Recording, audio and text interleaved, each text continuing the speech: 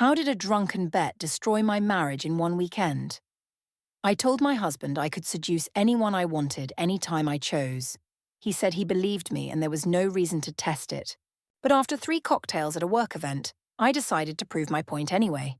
And now he is freezing every account we share while a notary watches me sign away half my future. I'm Alcyone Graves, and I have always believed that confidence is the most attractive quality a person can possess, which is why I never hesitated to remind my husband Deacon that I could have anyone I wanted, anytime I chose, if I ever felt the need to prove it.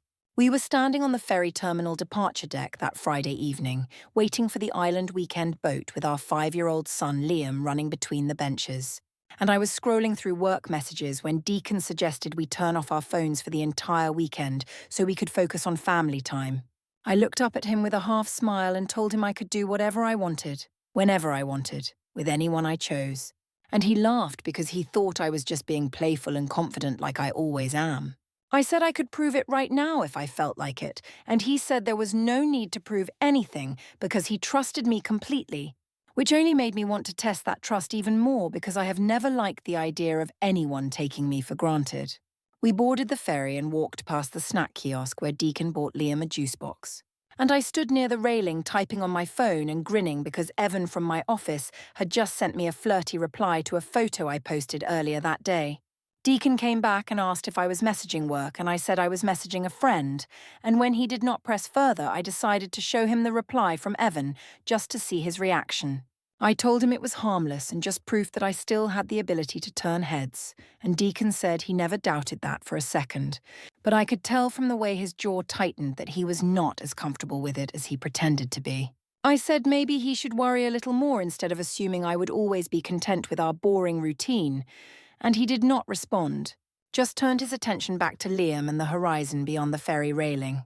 When we arrived at the island rental cabin on Saturday morning, I spent most of the time on my phone while Deacon took Liam down to the beach to build sandcastles and chase waves. I showered and dressed up nicely, claiming I had an important work call that could not wait, and Deacon reminded me we had agreed to unplug for the weekend and just be present with each other. I told him my job was more important than his need to control my schedule, and I left for 2 hours without explaining where I was going or who I was meeting. When I came back, I was wearing a different perfume and my hair smelled like cologne that definitely was not Deacon Says, and I could see him notice these details even though he did not say anything out loud.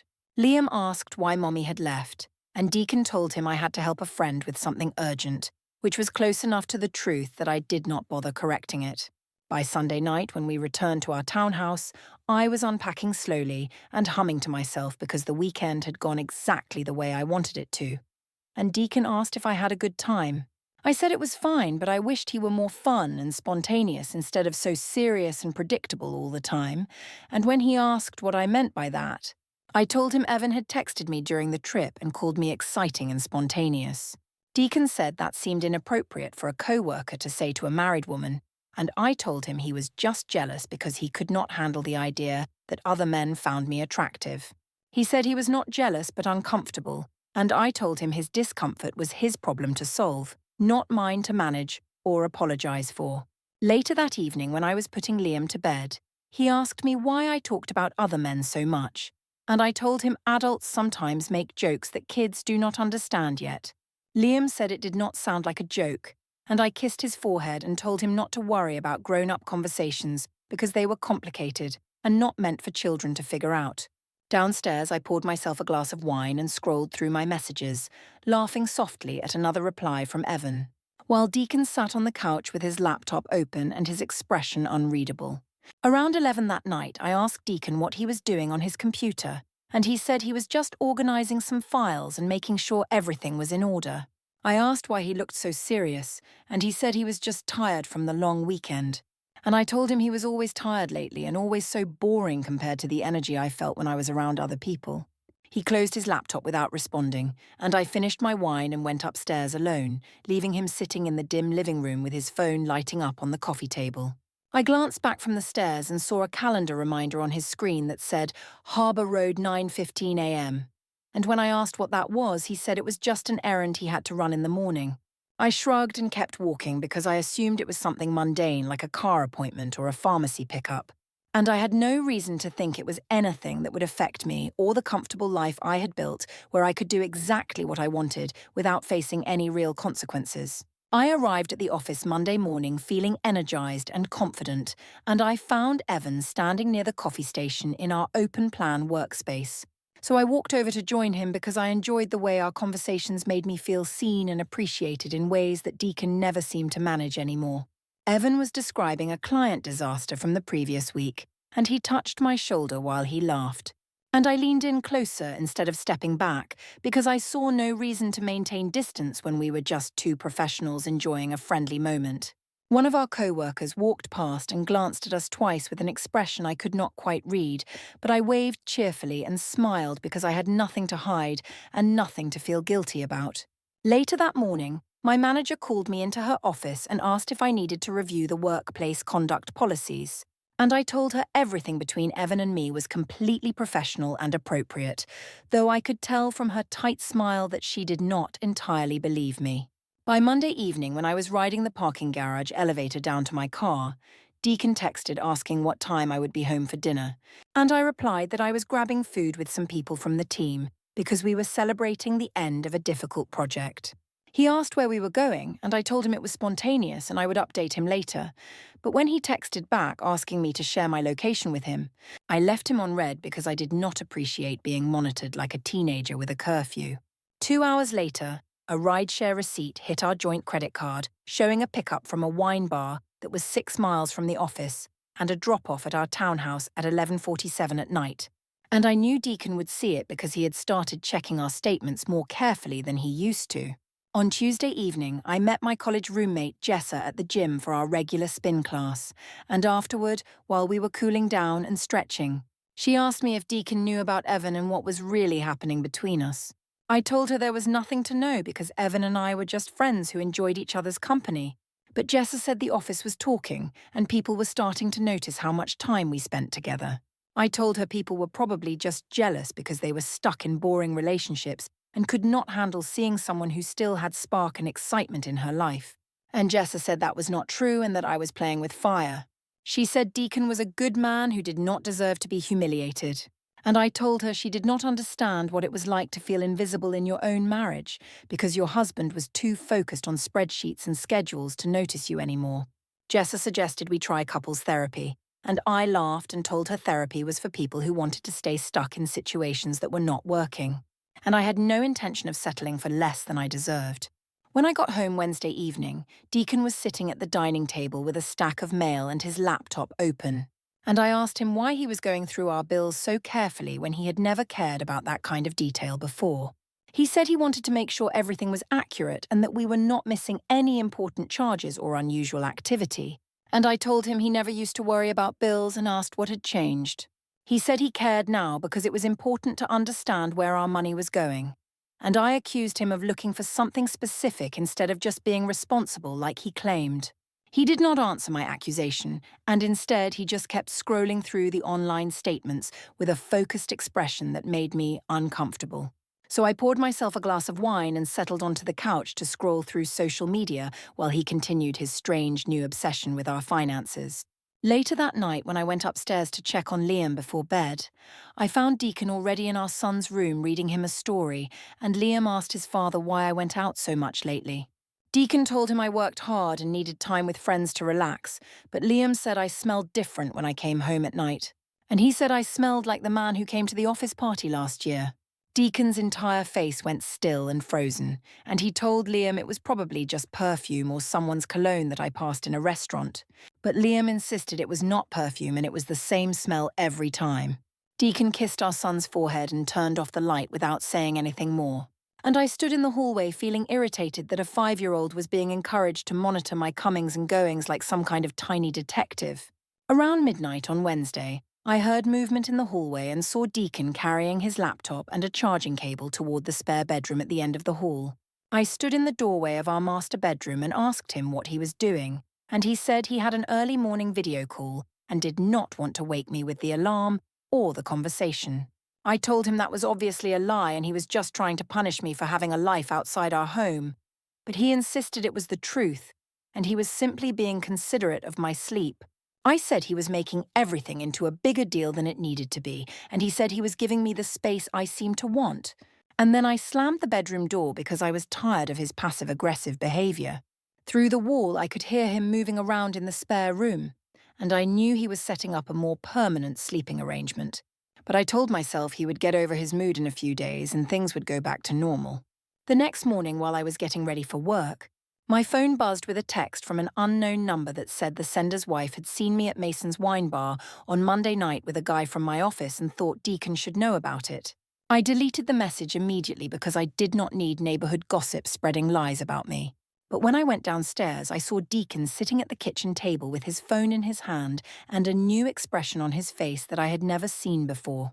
He looked up at me and said good morning, in a tone that was perfectly polite and completely empty of warmth. And then he gathered his things and left for work without kissing me goodbye or asking about my plans for the day. I told myself he was being childish and overdramatic, but a small, uncomfortable feeling settled in my stomach and stayed there for the rest of the morning. On Thursday evening, our insurance division hosted a happy hour at a hotel cocktail lounge downtown, and I arrived wearing a navy blue dress that Deacon had never seen before because I had bought it specifically for occasions when I wanted to feel attractive and noticed. Evan met me at the bar within minutes of my arrival, and we clinked our glasses together while he complimented my outfit and told me I looked stunning. And I felt the kind of attention and admiration that had been missing from my marriage for longer than I cared to admit. We posed for a selfie together with our drinks raised, and I posted it to social media with the caption, "Work fam forever," because I saw no reason to hide the fact that I had close friendships with my colleagues. One of our co-workers tagged Deacon in the comments with a thinking face emoji, and I saw the notification but chose to ignore it because I was tired of worrying about how everything I did might be interpreted by someone who was determined to see problems where none existed. Later in the evening, someone started playing music from a portable speaker, and Evan and I danced together near the bar area. And I let him put his hand on my waist while I rested mine on his chest because the moment felt good and free and uncomplicated. I did not notice that one of our co-workers was recording a short video on her phone, and I did not know that she would send it to Deacon within the hour with a timestamp that read 9:47, which was nearly an hour after I had told my husband I would be home by 9. When my phone buzzed with a text from Deacon asking if I was okay and when I would be leaving, I was already in an Uber heading to an address I had not planned to visit when the evening started. And I did not reply to him until almost an hour later when I sent a message saying I had crashed at Jessa's place because I was too tired to drive home safely. What I did not know was that Deacon had immediately texted Jessa to make sure I was safe, and Jessa had replied within seconds saying she was at home with her kids, and I was definitely not there. And Deacon had taken screenshots of both exchanges before I even realized my story had fallen apart. On Friday morning, when Deacon was helping Liam into the car for preschool drop-off, he noticed my coat draped across the passenger seat from the night before, and when he picked it up to move it, a boarding pass stub fell out of the pocket onto the floor. The stub showed a same-day ferry ticket with a round-trip purchase time of Thursday afternoon and a return arrival time of 10:30 at night, which meant I had lied about where I was going and who I was with during those 2 hours on our supposedly relaxing island weekend.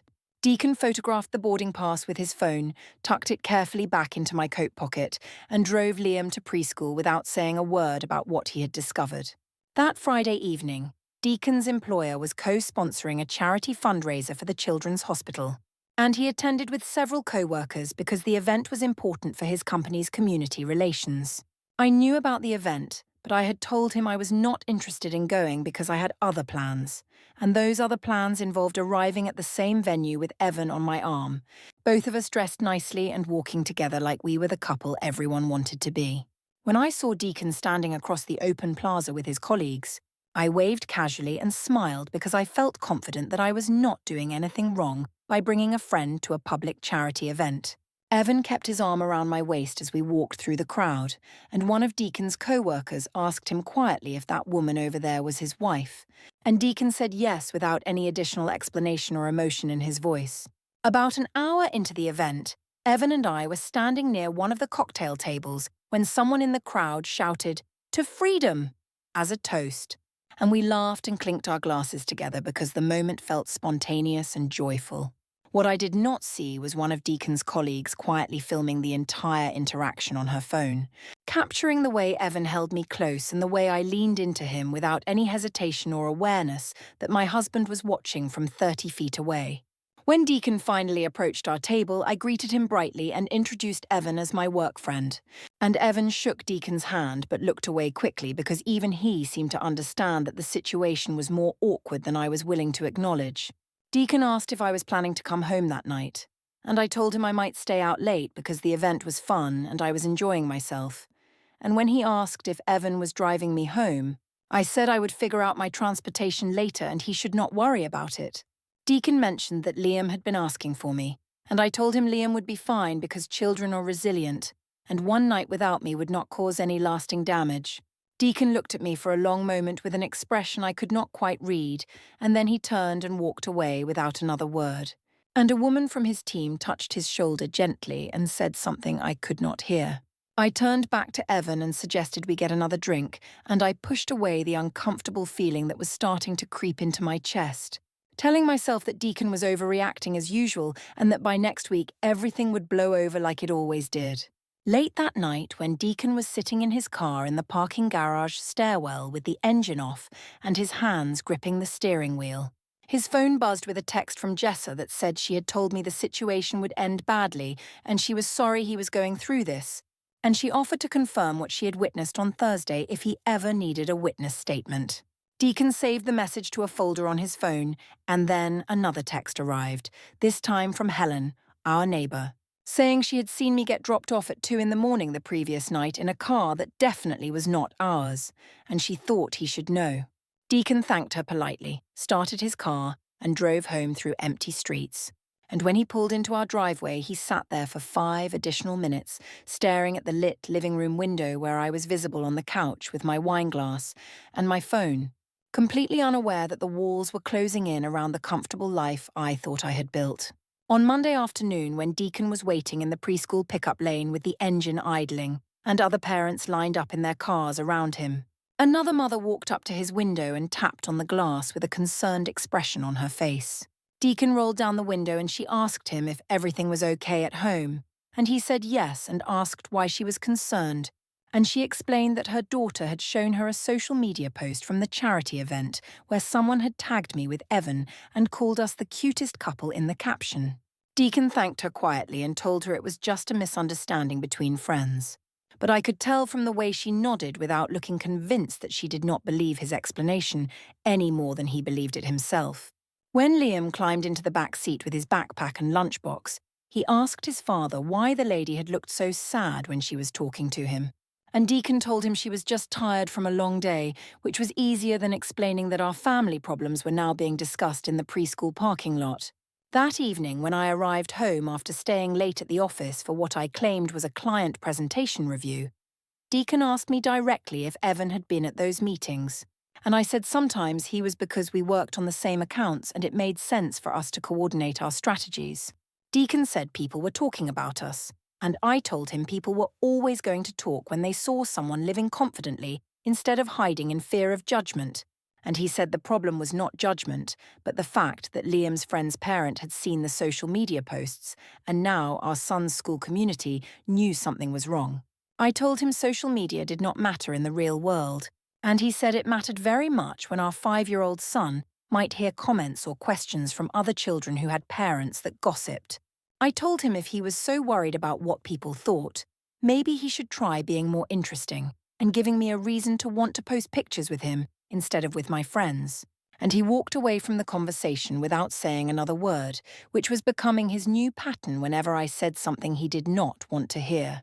On Tuesday evening, Deacon's mother Nora invited us to her house for dinner, and I arrived more than an hour late without calling ahead to explain my delay or apologize for the inconvenience. Nora asked if work was keeping me particularly busy these days, and I said yes, very busy, because I was managing multiple high-priority accounts that required my full attention and flexibility. Nora asked if I was spending time with anyone special at the office, and her tone made it clear she was not asking an innocent question, and I felt my smile freeze on my face as I realized Deacon must have told her something. I said the question was inappropriate for a family dinner, and Nora replied that the photos circulating online were equally inappropriate for a married woman with a young child. And I stood up from the table and said I would not sit there and be interrogated like a criminal when I had done nothing wrong. Liam looked up from his plate and asked why everyone was so angry, and Nora told him gently that sometimes adults forget how to be kind to each other, even when they should know better. I grabbed my purse and walked out of the house, and as I sat in my car in Nora's driveway, I could see through the dining room window that she was talking to Deacon with her hand on his shoulder, and I knew she was telling him he deserved better treatment than what I was giving him. When Deacon and Liam finally came out to the car 30 minutes later, Liam was holding a container of cookies that Nora had packed for him, and Deacon was holding our son's hand with an expression of exhausted sadness that made me feel defensive and angry rather than guilty or apologetic. The next morning, while Deacon was taking out the trash before leaving for work, our neighbour Helen walked over from the adjoining townhouse and said she had been meaning to talk to him about something she had noticed. Helen explained that she worked night shifts at the hospital and often saw things in the neighbourhood during hours when most people were asleep. And she said she had seen rideshare cars picking me up from our driveway after midnight at least twice a week for the past month. She told Deacon that the previous Friday night, she had seen me arrive home at 2:30 in the morning, laughing on the phone with someone while I struggled to unlock the front door. And Deacon thanked her quietly for the information. Helen said if he ever needed a witness to confirm what she had observed, she kept a detailed log of neighbourhood activity for safety purposes, and she gave him her phone number, which he saved in his contacts under the name H Neighbour, so I would not recognise it if I happened to see his phone. That Wednesday night, when Deacon was trying to put Liam to bed, our son refused to settle down and kept asking questions that became progressively more difficult to answer with comforting lies. Liam asked his father if I was going to leave our family, and Deacon asked why he would think such a thing, and Liam said I did not eat dinner with them anymore, did not read bedtime stories anymore, and smelled like someone else whenever I came home late. Deacon told him I was just stressed from work, but Liam said I did not act stressed because stressed people were supposed to be sad or tired, and I always seemed happy and excited when I was getting ready to go out at night. Deacon did not have an answer that would make sense to a 5-year-old. So he just held Liam close while our son cried and said he wanted everything to go back to normal like it used to be before Mommy started acting differently. Later that night, when everyone else in the house was supposed to be asleep, Deacon sat in the spare bedroom with his laptop open to a secure cloud storage drive that he had labelled Records Confidential, and inside that drive were folders containing rideshare receipts, screenshots of text conversations, timestamps from social media posts, the photograph of the ferry boarding pass, Jessa's confirmation message about my lie, Helen's detailed log of my late-night arrivals, and a video clip from the charity event showing me and Evan toasting together. Deacon created a new subfolder labelled Witness Statements and began organising everything by date and category. And his phone buzzed with a calendar reminder that he dismissed quickly before adding a new entry for Friday that simply said, Riverside 2:00 p.m., with a small note icon attached. I was downstairs pouring my third glass of wine and texting with Evan about meeting up later in the week, completely unaware that my husband was building a case against me with the same methodical attention to detail that he brought to every project he had ever managed in his entire career. On Friday afternoon at exactly 2:00, Deacon sat in a coffee shop near the courthouse across from a calm, grey-haired woman in a tailored charcoal suit who introduced herself as a family law specialist and slid a slim folder across the small table between them. She explained that the folder contained a retainer agreement, along with a detailed checklist of documents he would need to gather over the next week, and Deacon told her he already had most of the materials organised in a secure cloud drive with timestamps and witness contact information. The woman nodded approvingly and said that level of organisation would matter significantly when they moved forward with formal proceedings. And she asked him directly if he was absolutely certain he wanted to proceed down this path, because once they filed the initial paperwork, there would be no going back to the way things were before. Deacon said yes without any hesitation in his voice, and the woman said the process would take time but would ultimately protect both his interests and his son's well-being. And Deacon thanked her and promised to have all the additional documents ready for her review by the middle of the following week. When Deacon left the coffee shop and sat in his car in the parking lot, he let out a long, slow breath and rested his forehead against the steering wheel for almost a full minute before starting the engine and driving back toward our townhouse. That evening, when he walked through the front door, I was sitting on the living room couch scrolling through my phone, and I asked him where he had been all afternoon because I had tried calling him twice and he had not answered. Deacon said he had personal errands to run, and I asked what kind of errands required him to be unreachable for 3 hours. And he said he had private business to take care of that did not concern me at this particular moment. I asked why he was being so secretive about something as simple as errands, and he said he was not being secretive, but simply maintaining appropriate boundaries between his private matters and our shared household concerns. And I told him there was a significant difference between privacy and secrecy.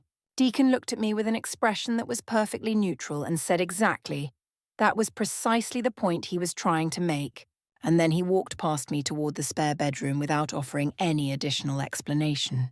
I followed him down the hallway and asked if he had met with someone that afternoon, and he said yes, he had met with a professional who was helping him with planning and organization. I asked what kind of professional, and he said someone who specialized in helping people navigate complicated situations with clear documentation and legal structures. And I laughed and asked sarcastically if he was planning some kind of surprise party that required legal consultation.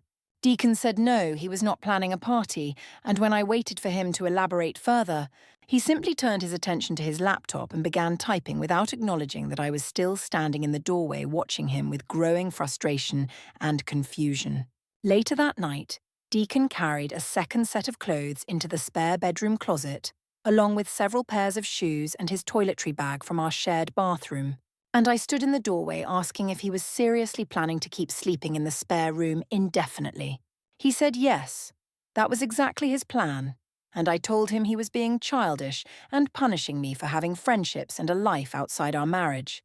But he said he was not punishing anyone. He was simply creating necessary space and protecting himself from further disappointment. I asked him what he thought he was trying to prove with this dramatic sleeping arrangement, and he said he was not trying to prove anything to me or anyone else, and I said his behavior was making me feel guilty for things I had not done wrong. Deacon said I should feel whatever I naturally felt without requiring him to tell me what emotions were appropriate, and I told him he was acting like a completely different person, like a stranger I did not recognize anymore. He said perhaps that was because I had been treating him like a stranger for months, and maybe he was finally accepting the role I had been assigning to him all along. And then he closed the spare bedroom door in my face while I stood in the hallway feeling angry and confused about how everything had shifted so dramatically. On Saturday morning when Liam came downstairs for breakfast, he asked me why Daddy was not sleeping in the big bedroom anymore. And I told him Daddy was just going through a phase where he needed some space to think. Liam asked what a phase meant, and I explained that it meant adults sometimes needed time alone to work through their feelings.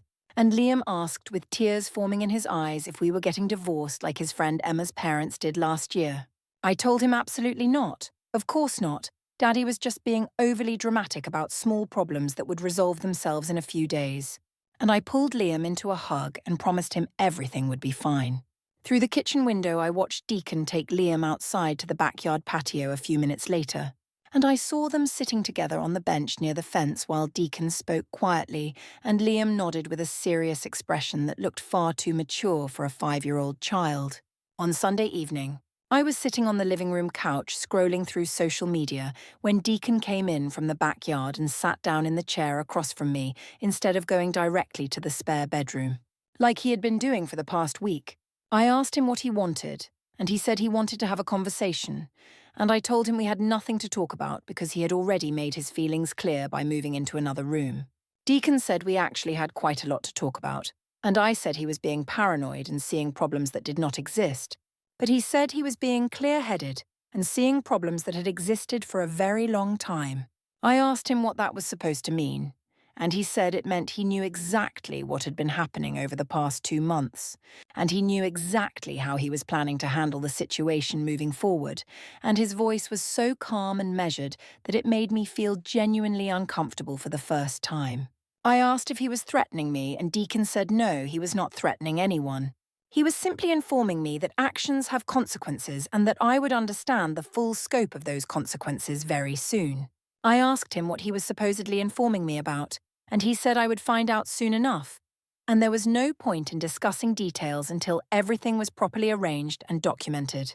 I called him dramatic and accused him of trying to scare me with vague statements that did not mean anything. But Deacon just stood up calmly, walked back to the spare bedroom, and closed the door behind him with a quiet click that somehow felt more final than if he had slammed it. I sat on the couch staring at the closed door and feeling a knot of anxiety forming in my stomach that I could not dismiss or rationalize away, no matter how many times I told myself he was overreacting to harmless friendships and innocent social events. Late that night, Deacon's phone buzzed with a calendar alert that read, Bank Main Branch, 10 more M Monday, with a note underneath that said, Joint account review plus notary scheduled. And he dismissed the notification and set his phone face down on the nightstand. A few seconds later, my phone pinged in the master bedroom across the hall, and I picked it up to see a text message from our bank that said, Reminder, joint appointment scheduled tomorrow 10 a.m. with both account holders. Please bring a valid ID. I frowned at the message and texted Deacon asking what this appointment was about, and he replied within seconds saying it was just a routine financial review and I needed to be there on time. I tossed my phone onto the bed feeling annoyed but not particularly worried, assuming it was just another one of Deacon's recent obsessions with organizing and documenting everything in our lives. And I poured myself another glass of wine before going to sleep that night, with no idea that the next morning would change absolutely everything about the life I thought I had so carefully constructed. I walked into the bank expecting routine paperwork and found Deacon with a notary and bank officer. They handed me a separation agreement and a court-ordered freeze on all joint accounts and credit lines. Already active, no signature needed. Deacon said he filed it with evidence of my lies and secret trips, and the first hearing was in 2 weeks. I left shaking, called my mum for money, saw restricted access and declined charges on my phone, and even Evan wouldn't answer. Deacon calmly picked up Liam and drove to his mother's, leaving me alone in the parking lot.